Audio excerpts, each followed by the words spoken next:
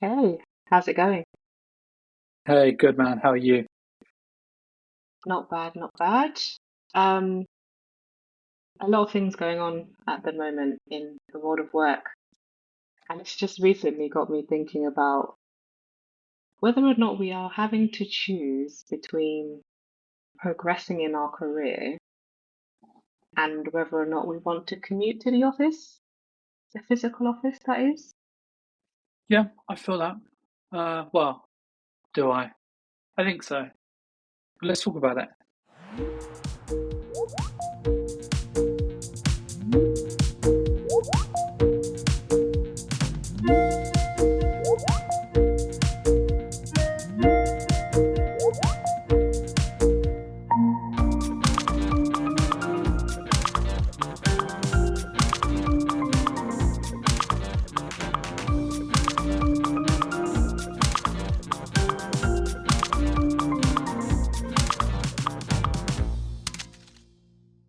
So this has kind of come from several conversations that I've had with friends and work colleagues, and mainly just thinking about whether or not it is important to be in a physical office.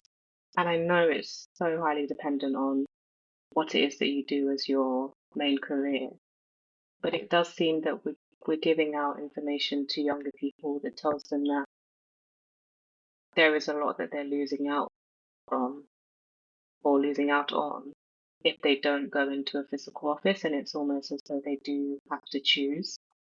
And so I remember starting out and living in close proximity to London, I didn't really have so much of an issue when it came to looking for jobs and considering where the job was located because where I lived at the time, I was within a reasonable commutable distance to most of the office districts that are in London. So Hmm. when I say reasonable commute, at that time, I didn't have an issue with the office door to door from home to the office was an hour. That to me was reasonable. These days, I do see it more and more that people are wanting there to be less and less of a commute, and they're feeling a lot of the time that's taken away from being at actual work that goes to the commute as a big waste. Hmm. Whereas when I started out in my career, it was just something that you understood, you accepted, and just got on with it. And I remember at that time, anyway, why I brought that up was there were people I worked with who specifically moved to house shares or flat shares in the centre of London because of the commute and wanting to avoid having a really long commute on a train. They preferred to spend a bit more money, albeit being in a house share, but they had much less of a commute. A couple of people walked in, some people cycled, there were a bus ride, and so for them, having a really short commute was more important to them than anything else. And it was oftentimes the reason why they moved. You know, Stephen would move a couple of times in a year or every couple of years. Most of the time, it was to go get closer and closer to different offices that they've worked at. And when I think about today, while the reasons are slightly different, I'm starting to see again that conversation around the commute to work and should it be long? Should it be short? Should we not have one at all? Are you in some way hindered if you don't have one at all, you're working from home office. So many different themes there. I thought to bring it to the table and ask you, like, what do you think about Yeah, it's interesting because I kind of value both. Like I 10 years ago would have probably given my left arm to work remotely, because I did commute 5 days a week, twice a day, some days more than 5 days a week. But now, what, 6 years into being fully remote, I choose to go back to an office.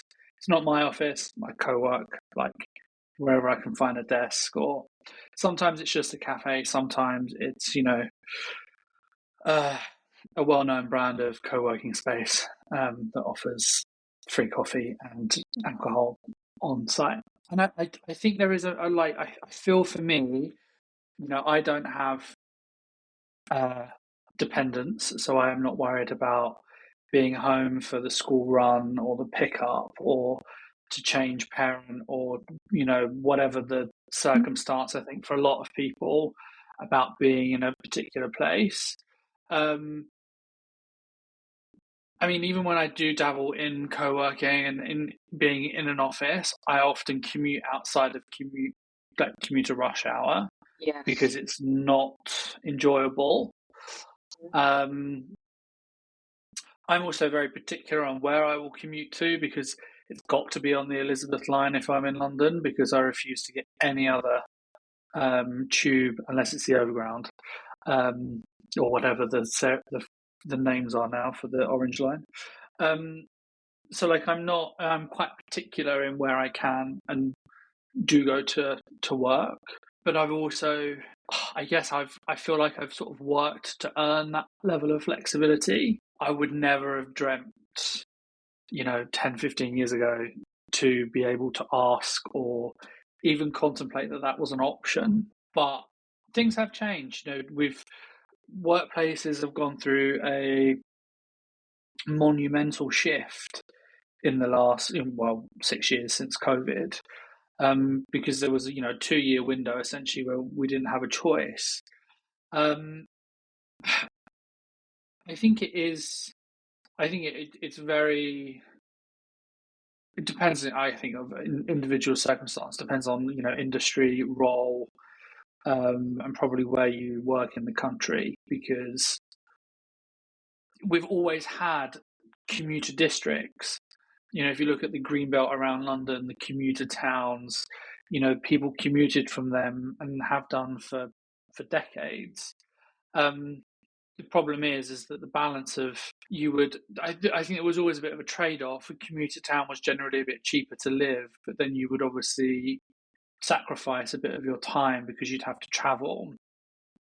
I never really understood that, but I, like you, grew up in London and kind of didn't have to worry about, you know, my commute to work used to just be the central line, and as grim as that experience was, there wasn't really a different one. But then, I have worked with people that commuted for like an hour and a half, 2 hours every morning because they decided to live in like really nice countryside when they obviously earn money to be able to afford that. But I think in this day and age, people can't afford to live in commuter towns because the commuter towns are no longer arguably cheaper, but also the cost of travel is astronomical.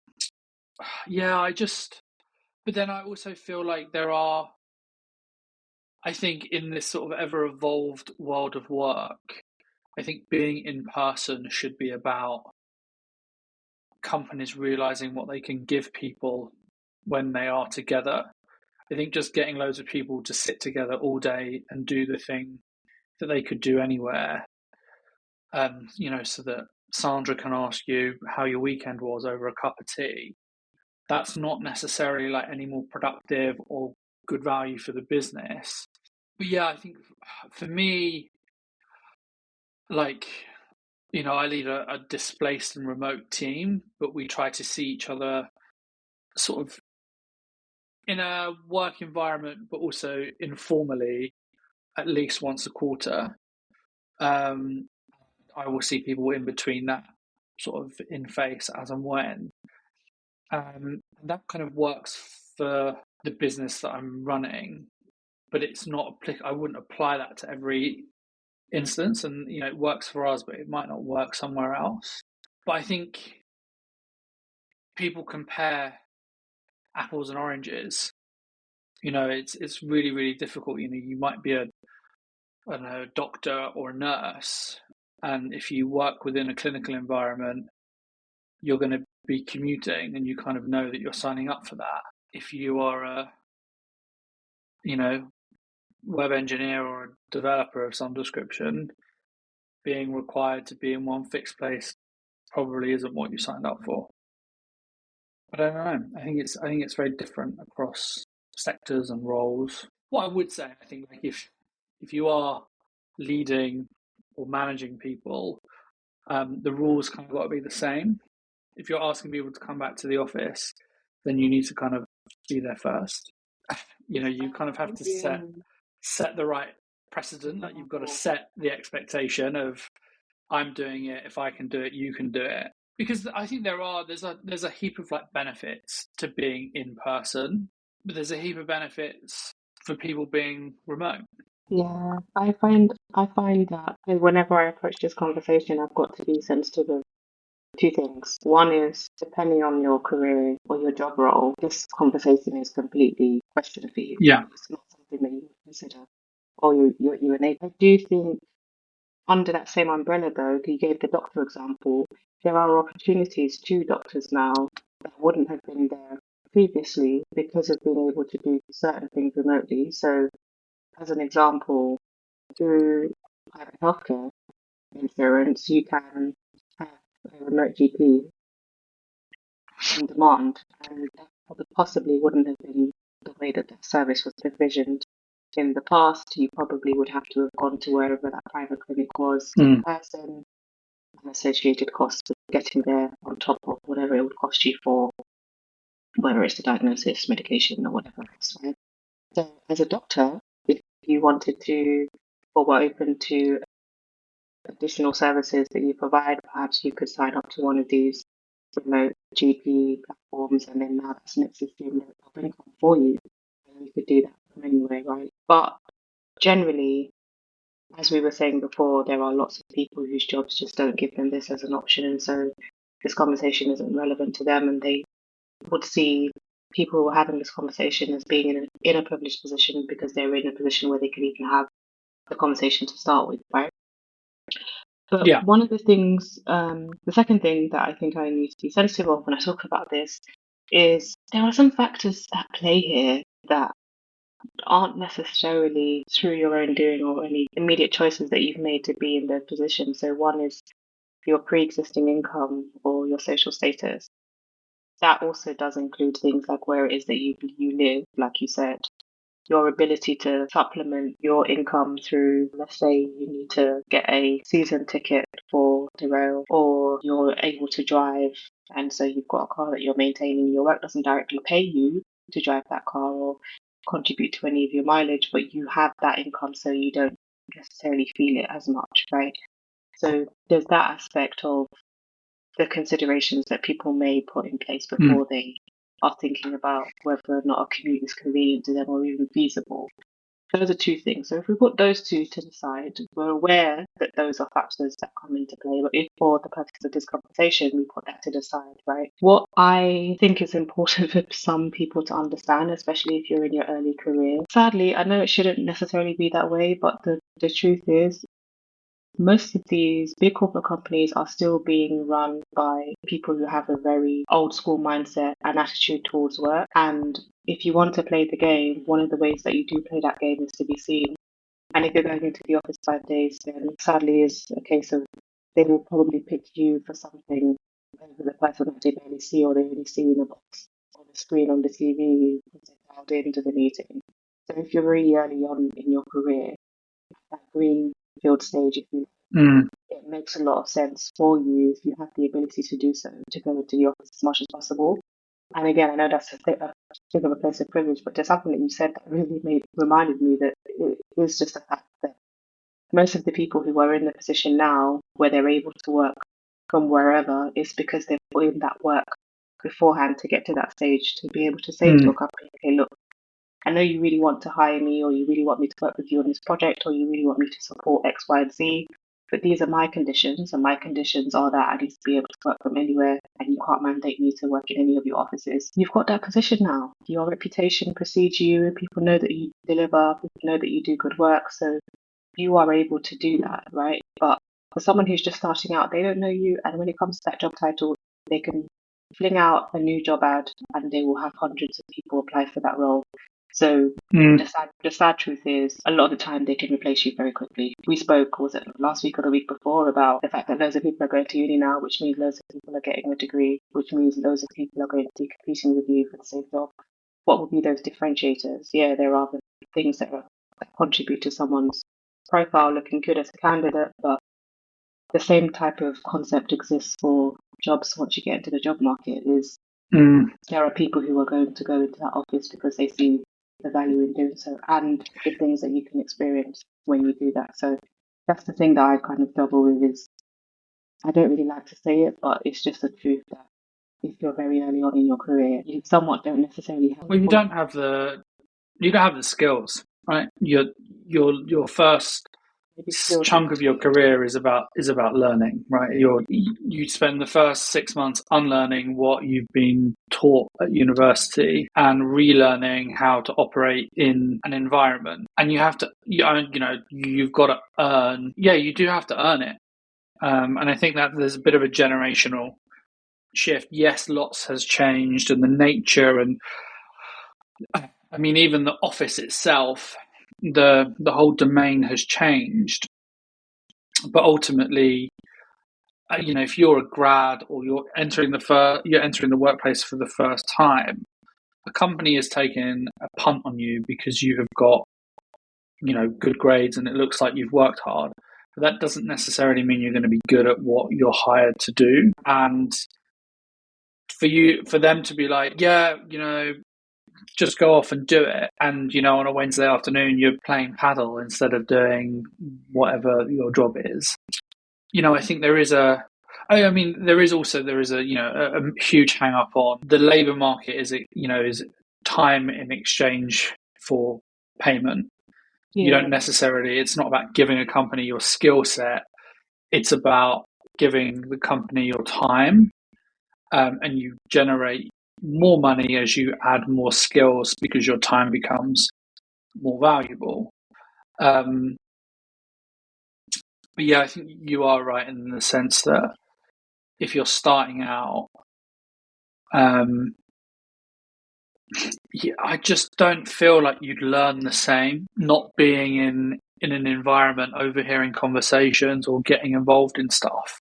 Because if you are working remotely, you're only engaging with people when you're on a call or when someone messages you on Slack. Like I don't, it's just not the same level of human engagement, I think. yeah. And there's a whole level of mistrust around What are you from doing? businesses, because they can't account for your time, and ultimately your time is what they're paying for, and that's kind of the bit that they're trying to control. And, if you do work for a big corporation, is that they've spent money on office space, so they're going to want you in it. All right, they might give you an early finish on Friday during the summer, but they want to see you there day in, day out. And I think there was it wasn't a blip, but I think there was like a slight break from COVID. But I think everyone is now, back in, What you buy get back to it. RTO everywhere. A slight switch of gears. It makes me wonder about the access to a skilled workforce, if that's the correct term to use in this Mm, context. Is those people who do live far away from where their company's office is. One of the great things about being a remote first or a hybrid organization is that you don't have restrictions on talent acquisition. You find the people who are great no matter where they are and they can join your business to mm. provide a service or a skill that then improves whatever area of your business is that you hired them into.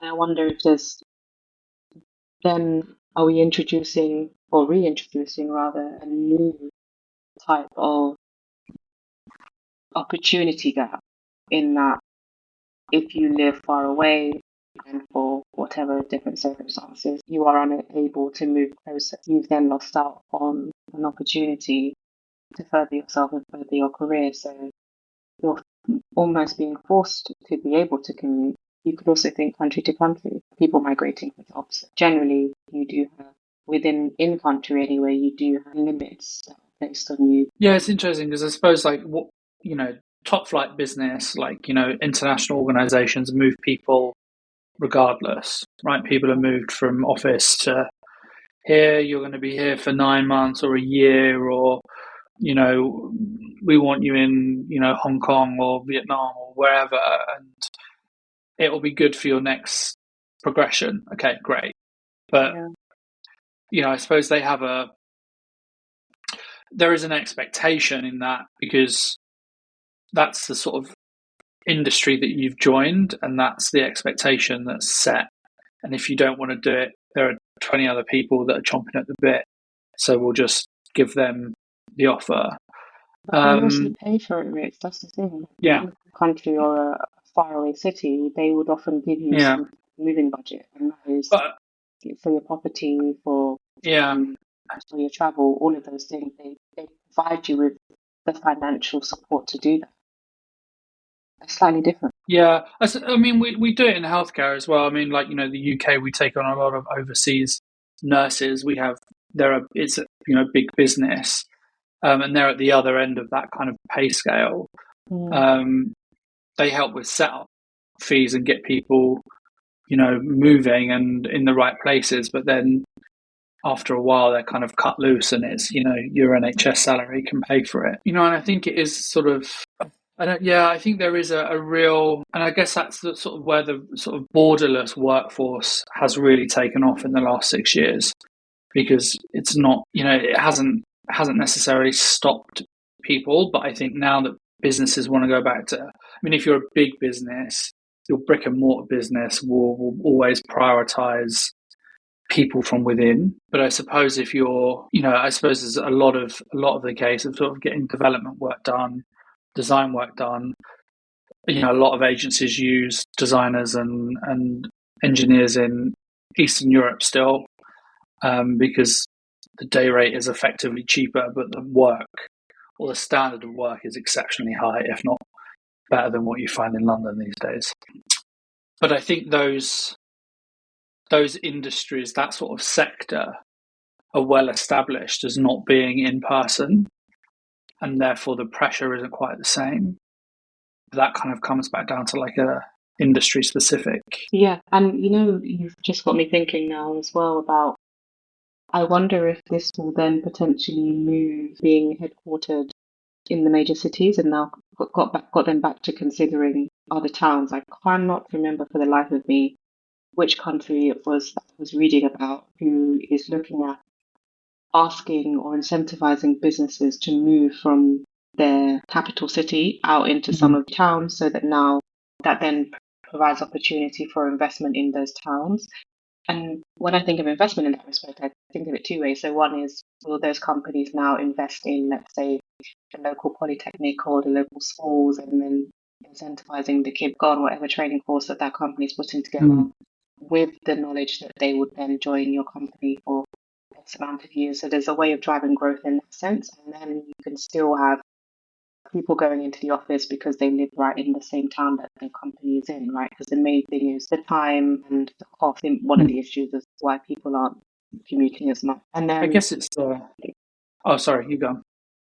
yeah, no, that was kind of it. It's just, and then what then happens to the companies who don't provide that same incentive? Now you're reinvigorating competition, and I think that's Mm. somewhat missing at the moment. Is companies are not competing with each other as much for talent, because they will feel like, look, we put out an ad and we're oversaturated, so we don't actually need to do much anymore. We can even lower our offering. Yeah, I think it's that kind of age old, build and they shall come, right? If you regionalize things, and I suppose to an extent, like you've seen that in professional services, Deloitte and EY and all of those, KPMG will always have their, central London offices, but Of they have a course. processing office in Chelmsford, in London, in Essex. Like Yeah, there yeah, are elements of that do exist, but you're right. It's not done on the same. It's not done at scale or from an economic point of view. In that, if you move, if you have a particular office in a certain place and develop it, you are then bringing up, local communities, because if you have an office there, then there's probably going to be a couple of local cafes, and then there's going to be a supermarket, schools, houses, like there are all of that stuff. I suppose you see it, or I have seen it, along the M1 corridor with all of the distribution centres that are being built along the M1, is that the distribution centres go up and then a small like town is built yeah, directly next to it, because yeah, whilst there's a huge level of automation within those distribution centers. It still needs people, but people at that level, and unfortunately at that wage bracket, can't afford to commute long distances. So you have businesses and developers who are then building arguably local infrastructure, so that it's whatever Unilever used to be called, Sun Life. If you look at the northwest of England, they built a village to house people that made soap, and it's sort of it's a kind of it's almost a Victorian industrial revolution vibe. Is you build the industry and then you build housing for your workers. We're just seeing it like a completely different industry now. Like you've got distribution, logistics that need a huge plug of people, but we'll build them new houses because we're not building in cities. We're building the side of a motorway and there's nothing there. But we really need people here. Yeah, yeah, yeah. So yeah, I think that this can the idea of choosing between your career or your commute, it does again anything that presents any type of social economic divide or Mm. is exacerbated by socioeconomics always will be something that pulls at my heartstrings. So realities of life being so much so that the circumstances you're born into has such a huge impact or influence over your outcomes. Sometimes when companies speak in umbrella terms, like saying everybody needs to be in the office, or if you're not in the office, then we won't have X and Y productivity, or whatever else it is that they try and use as incentives to get people to do what they want. It always concerns me when, if we look at these things on a macro level and consider the wider impact on society and the individuals in it, I just think it's important for anyone who's at a policy level anyway, creating these policies for the wider economy and businesses that operate within it. I just hope Mm. they also think about those further out towns and how they can get access for those individuals as well, and not forgetting about them. I've seen it in a couple of things. I don't know if it's actually going to happen with Starmer's government, but there's something I've read about some new towns that they've actually approved to be Mm. built, and with those new towns will be extensions to major train lines. I believe Elizabeth Line is one of them. There will be an extension, I believe, maybe to the C2C, so that's the one that's connecting London and Essex. Mm. So those things can help, especially if you're able to use the same travel card or whatever the different names are for them. There's a rail card, a travel cards, all of those things. If you're able to use the same platform, minimize or have some type of incentives to then minimize the cost of it. I don't know how they would go about creating some policy, but something like that would be great, If, you live in this town and you're working into London, then we're going to give you X% off. I don't know where the money will come from, yada yada, because all that stuff is privately owned. But the idea is that what I'm getting at is to think about those people who you could be leaving out, and not to get back into the TIUK way of things of obviously thinking that back then we were thinking about the tech and how it was causing or Mm. contributing to a divide when it came to people's access to education. But now we're talking about people's access to careers. I know I said in the opening that if you're young, you should be going in, but I know that was generally speaking. Not everybody actually has the ability to go and work for one of these major companies because of where they're located within the country. And yes, there's in most areas of life, you have a little bit of struggle before you reach success. But I do think that those positioned in society to make it a little bit easier should try and do that. But yeah, career or commute. For me, I think that anyway, at this stage of my life, I do care about both. So I try and operate in a hybrid model. So similar to you, having somewhere to go is nice. People to meet in person is nice, but for the most part, I'm going to be remote because I work with global teams. And even if I went into an office, I'm most of the time going to open up my laptop and sit on a video call anyway because the person I'm talking to is in Mm. another country. So, yeah, early on in your career, definitely sacrifice on the commute to go for your career. I think meaning going to work. And then once you built up your skills and your network, then I think you can definitely sacrifice a little bit of the career progression stuff because you know what you're doing and how to get there, who to talk to, in favour of not having a commute. What do you think? Yeah, I think I have to agree. I think it is, I think circumstance specific, but I think I think the thing to look out for is like what are you being offered? Because it's more often than not just money.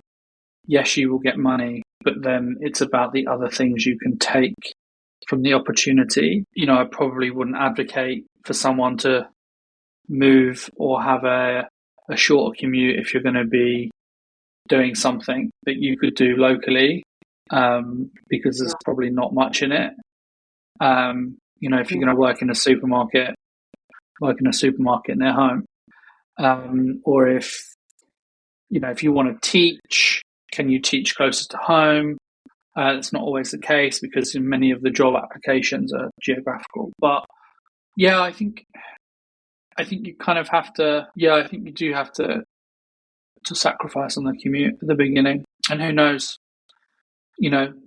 things change and you learn things along the way. You might decide that it is something that you want, or that you don't mind the commute. It's just commuting to the wrong place and that takes you somewhere else. So That too. That too.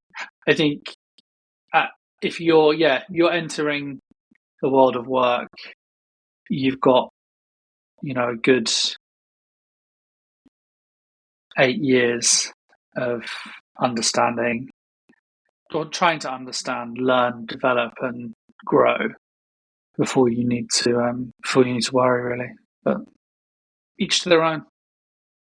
Each to But their the own. office can be fun. Anyway, I will. I'll catch you next week. Catch you next week.